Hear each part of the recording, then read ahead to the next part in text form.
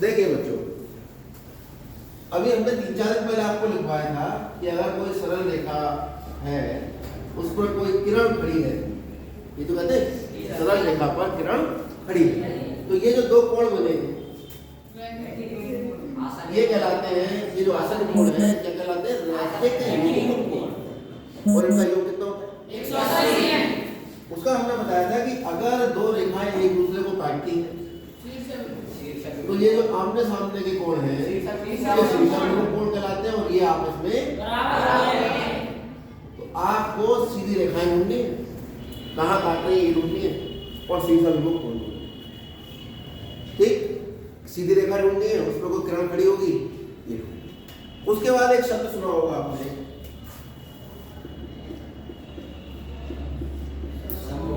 समकोण। इसका एक नाम और है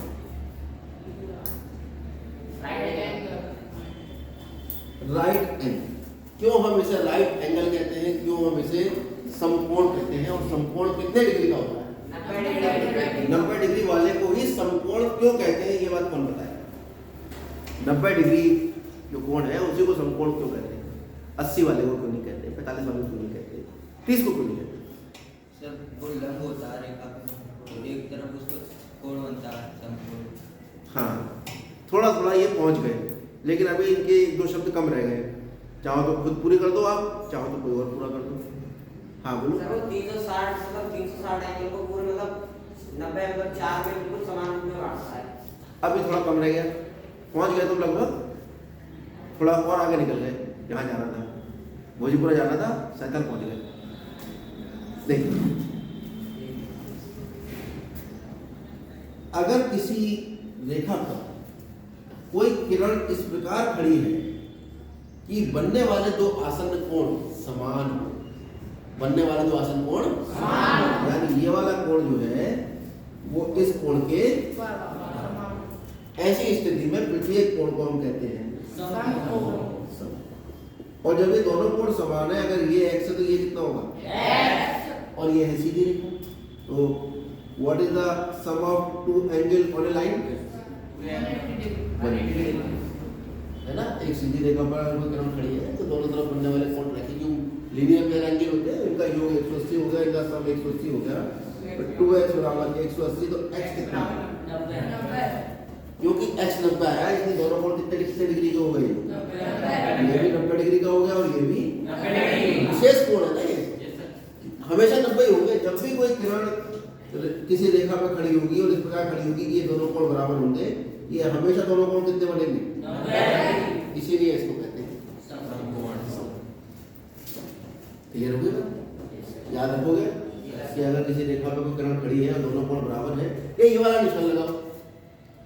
सारे कोण जो है वो इस तरह से होते हैं, ये ऐसा निशान बनाते हैं ये वाला। लेकिन समकोण अकेला ऐसा कोण है जिस पर कोण का निशान ये होता है, कोना निकला गोल। समझ में आ गया? यहाँ ये निशान देख लो, इसका मतलब क्या है? कोण कितने डिग्री? कोई दिक्कत है इसमें? उसके बाद थोड़ा सा और आगे बढ़े तो एक त्रिभुज के तीनों कोण, कितने कोण होते त्रिभुज में? 3 कोण। The sum of all angle of triangle कितना होता है? 180 डिग्री। त्रिभुज के तीनों कोण होते हैं तो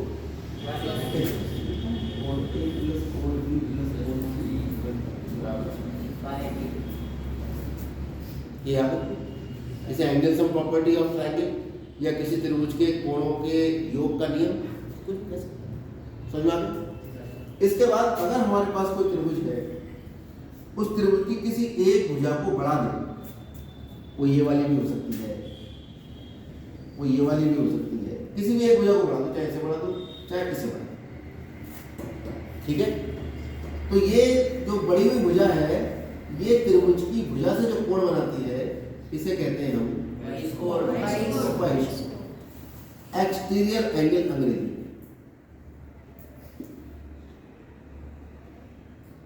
बहिष्कोण यानी एक्सटीरियर। ये वाली भी बढ़ा सकता हूं तो कोण ये बनेगा, ठीक। अब इस बहिष्कोण में क्या खास बात होती है? अगर त्रिभुज के अंदर वाले कोण, एक को ए कह दें, एक को बी कह दें और एक को सी, तो जो बहिष्कोण जिधर भी बनता है वो अपने सामने वाले दोनों कोणों का योग होता है। इधर बहिष्कोण बन रहा है तो इसका योग तो 180 होगा क्योंकि तो सीधी रेखा थी, इसको छोड़ दो। ये बराबर होगा इन दोनों कोणों के योग के। ये किसके बराबर होगा? a प्लस b के। ये किसके बराबर होगा? a प्लस c ये b प्लस c के योग के बराबर होगा। जो बहिष्कोण होता है वो अपने सामने वाले जो कोण है उन्हें रिमोट इंटीरियर एंगल बोलते हैं। क्या बोलते हैं? ये उन दोनों के योग के बराबर होता है। जैसे ये वाला है, ये कितने होगा? a प्लस c आई बुद्धि में। और थोड़ा आगे बढ़ जाते हैं। अगर मान लीजिए आपके पास दो रेखाएं हैं और ये दोनों रेखाएं कैसी हैं? समांतर है। पहले ही बता दिया है, पहले ही। और कोई एक ऐसी रेखा है जो इन दोनों रेखाओं को काट रही है, तो इसे हम कहते हैं ये दोनों रेखाएं क्या कहलाती हैं? समांतर रेखा। समांतर रेखा। ये दोनों समांतर रेखाओं का नाम अंग्रेजी के छोटे अक्षर से रख सकते हैं, एल एम, इसका नाम एन रखेंगे। और एक दूसरे तरीके का नाम रखने का कि रेखा के ऊपर स्थित दो बिंदु बताओ, तो हम इसे रेखा ए बी भी कह सकते हैं या इसका नाम हम रेखा एल भी कह सकते हैं। दोनों ही इसके नाम है। ऐसे इसका नाम भी हो जाएगा रेखा सी डी या रेखा एल, इसका नाम भी हो जाएगा। अरे अपनी मर्जी से बिंदु दो लो। अगर किताब में सवाल में बिंदु के नाम नहीं दिए तो आप अपने आप ही नामकरण कर लीजिए, कोई दिक्कत? इसमें इस रेखा के एक तरफ, इस रेखा के एक ये है इंटीरियर एंगल, अंतःकोण सारे, और ये है एक्सटीरियर एंगल। इस रेखा के एक तरफ एक अंदर एक बाहर, तिर्यक रेखा के एक तरफ एक अंदर एक बाहर, तिर्यक रेखा के एक तरफ एक अंदर और एक बाहर। आपका होगा ये वाले क्यों लिए, ये भी तो अंदर बाहर है, तो भाई ये तो लीनियर पेयर है, रैखिक युग्म है। इनके बारे में तो पूरी जानकारी है हमारे पास, इनका योग 180 होता है। ये दोनों कैसे हैं? ये भी लीनियर पेयर है, रैखिक युग्म। कौन बचे जिनके बारे में जानकारी नहीं? ये वाला और तो अंदर बाहर का ये योग है। Yes sir. इन्हें कहते हैं संगत कोण। क्या कहते हैं? संगत कोण। और ये संगत कोण आपस में बराबर होते हैं। संगत कोण आपस में बराबर होते हैं। इसको सिद्ध नहीं कर सकते आप क्योंकि ये अभिगृहित है। हाँ, बना कर देख सकते हो, दो समांतर रेखा बनाओ, एक तिर्यक रेखा बनाओ, चांदे से नापो, हमेशा दोनों कोण कैसे आएंगे? बराबर। सिद्ध करने का कोई तरीका नहीं, ठीक है। और जिन्हें सिद्ध नहीं कर सकते उन्हें क्या कहते हैं? अभिगृहित, पोस्टुलेट्स। किसने बताई थी ये बात? और जिन्हें सिद्ध कर सकते हैं उसे क्या कहते हैं? प्रमेय, थ्योरम, ठीक है। अब तिर्यक रेखा के एक तरफ, one side of the transversal line, English में क्या कहते हैं इसको? ऐसा नहीं कि इसको स्टाइल मारने के लिए या नक्शेबाजी दिखाने के लिए जो है इंग्लिश में नाम लिखे जाते हैं या इंग्लिश में पढ़ते हैं बच्चे ना, इंग्लिश में भी पता होना चाहिए, ठीक है। हिंदी हमारी मातृभाषा है, उसके अलावा हम किसी और भाषा में चीज़ों को अच्छे से नहीं समझ सकते, ठीक। लेकिन जब आप लिखेंगे किसी चीज़ को, स्पेशली गणित मैथमेटिक्स में, तो आपको जो किताबें हैं वो मोस्टली इंग्लिश में ही मिलेगी। सामाजिक विज्ञान आपको खूब हिंदी में मिलेगा, हिंदी तो हिंदी में होती है, अंग्रेजी हिंदी में हो नहीं सकती, कला भी हिंदी में, और अंग्रेजी का कोई मतलब ही नहीं, कला तो कला है, ठीक है। लेकिन विज्ञान और गणित में जो मैथमेटिकल चीज़ें हैं, गणितीय चीज़ें हैं, वो आपको इंग्लिश में उनके टर्म्स पता होने चाहिए, ठीक। तो तिर्यक रेखा को हम कहते हैं ट्रांसवर्सल लाइन। तो सेम साइड ऑफ ट्रांसवर्सल, तिर्यक रेखा के एक तरफ दोनों अंदर वाले को, दोनों अंतर को, ये वाला और ये वाला, ठीक, ये कहलाते हैं, क्या कहलाते हैं? सह अंतःकोण। तो नंबर एक तो बात हमने बताई कैसी? संगत कोण। अगर ये एक है, ये दो है, ये तीन है, तो संगत कोण हुआ कोण एक और कोण दो, ये होते हैं आपस में बराबर। संगत कोण बराबर होते हैं, बात खत्म। ये भी संगत होगा 3 और 4, क्योंकि ये भी तिर्यक रेखा के एक तरफ है, एक बाहर का और एक अंदर का। उसके लिए रेखा समांतर होनी चाहिए। ठीक, समांतर रेखा हुआ अंग्रेजी में कहते हैं पैरेलल लाइन। इसके बाद नंबर 2 पे आता है सह अंतर, अंग्रेजी में कहते हैं को इंटीरियर एंगल। संगत कोण को कहते हैं करस्पॉन्डिंग एंगल।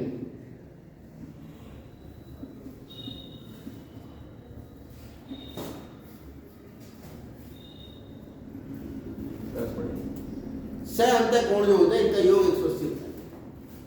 सह अंतर कोणों का योग 180 होता है। 1 और 3 का योग कितना आएगा? 180।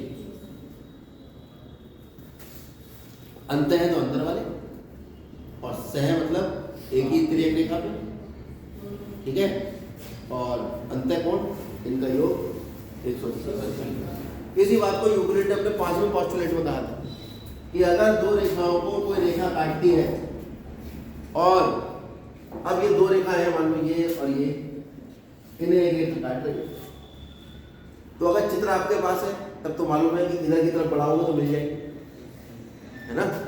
ये है,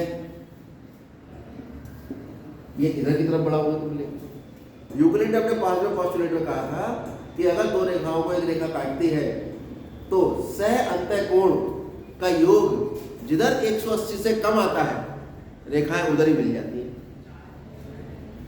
तो आप देखो इन दोनों कोणों को नापना चाहने से इनका योग हमेशा किससे आएगा? 180 से कम आएगा, तो इधर की तरफ मिल जाएंगे। इधर की तरफ मिलेंगे आगे बढ़ाने।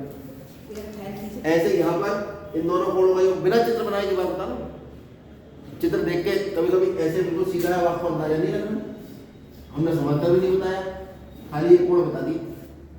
हमने कह दिया भाई ये वाला कोण है 91 और ये वाला है 91 नहीं, ये हो गया 102 और ये है आपका 45, ठीक है। ये वाला कितना होगा? 102 में से 180 में से घटाओ, कितना हो गया? 78, और ये कितना हो गया? 135। इधर दोनों कोणों का योग कितना आ रहा है? और इधर कितना आ रहा है? 180 से ज्यादा। तो किधर मिलेंगी रेखाएं बढ़ाने पर?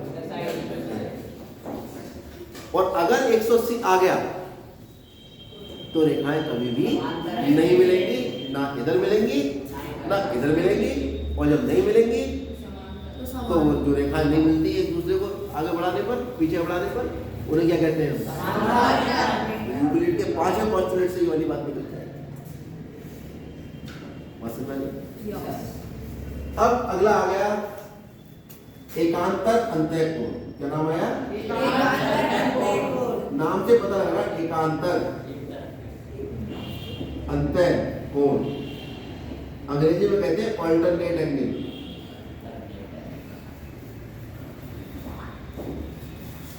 एकांतर अंतः कोण का मतलब हुआ एकांतर इधर उधर, ऑल्टर मतलब बदलना, तो एक कोण इधर और एक कोण इधर, और अंतः दूसरी बात क्या है? अंतः। Alternate interior angle, alternate interior. तो हम ये देख रहे हैं कि तिर्यक रेखा, एक इधर वाला कोण और एक इसको 5 कह देते हैं। एकांतर अंतः कोण ऑल्टरनेट इंटीरियर एंगल हमेशा बराबर होगा। पहचान क्या है? तिर्यक रेखा के एक इधर और एक इधर, और कैसे होने चाहिए साथ में? अंतः। तो आप बताओ, अब तुम कहोगे ये दोनों भी अंत है, लेकिन ये तो रैखिक, तो अंतर कौन सा बचा? एक इधर और एक इधर, इसको 6 कह दो। तो या तो 1 और 6 या 3 और 5, या तो कोण 1 बराबर होगा कोण 6 के, या कोण 3 बराबर होगा कोण 5। ये तब स्थितियां हैं जब दोनों रेखाएं परस्पर समांतर हो। अब इसका उल्टा आ जाओ, हमें रेखाओं की स्थिति पता ही नहीं समांतर है, तो हम ढूंढेंगे या तो अंतः कोण एकांतर अंतः कोण बराबर हो जाए तो रेखाएं समांतर, या अंतः से अंतः कोणों का योग 180 मिल जाए, या संगत कोण बराबर मिल जाए तो क्लियर हुई बात? ये आपकी पूरी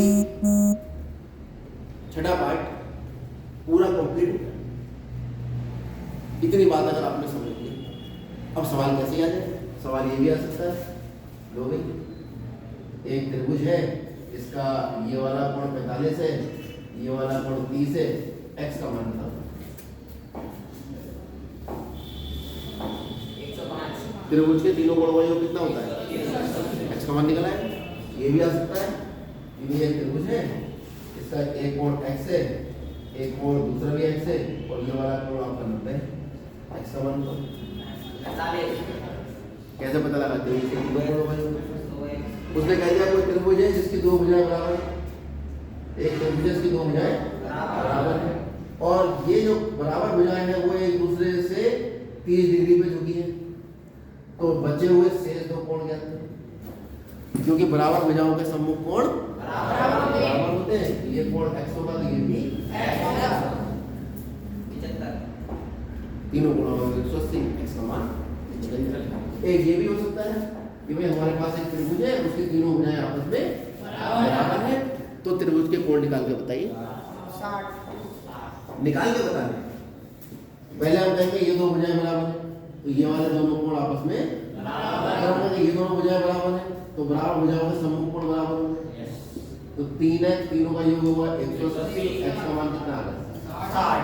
आपसे कोई कहे सिद्ध करो समबाहु त्रिभुज का प्रत्येक कोण 60 डिग्री का होता है, तो आप ऐसे करोगे, एक त्रिभुज बनाओगे, कहो ये दो भुजाएं बराबर, तो ये कोण बराबर, ये दो भुजाएं बराबर, ये बराबर, ये तीनों कोण आपस में बराबर होंगे, त्रिभुज के कोणों का योग 180 होता है। तो हम x का मान कैसे निकालेंगे? कुछ मुश्किल है? नहीं सर अब मैं यहाँ कुछ सवाल दे रहा हूँ आपको, क्योंकि रिवीजन चल रहा है। जी सर रिवीजन में कंसेप्ट बताया जाता है और सवाल आपको दिए जाते हैं, उन सवालों को आप हल करते हैं। तो मैं यह सवाल दे रहा हूँ, इन सवालों को आप अभी अपनी कॉपी में हमें हल करके दिखाइए। मान लो एक क्वेश्चन ये दे दिया हमने कि भाई ये त्रिभुज है और ये वाली जो रेखा है ये किसके समांतर है? ठीक, ये कोण है आपके पास 45, ये कोण है आपके पास 60, तो आपको ये वाला कोण बताना है और ये वाला कोण बताना है। ये दोनों कोण बताना है, ये x है, ये y है और ये z। x y z के मान क्या? ये तीर जो लगे हैं, ये तीर ये बता रहे हैं कि दोनों रेखाएं कैसी हैं? समांतर। एक ये है, मान लीजिए ये आपका 45 डिग्री है, ये रेखा इसके समांतर है, तो आपको ये वाला कोण ज्ञात करना है। ठीक, चलिए दो क्वेश्चन करिए और अपनी किताब निकालिए, किताब के सारे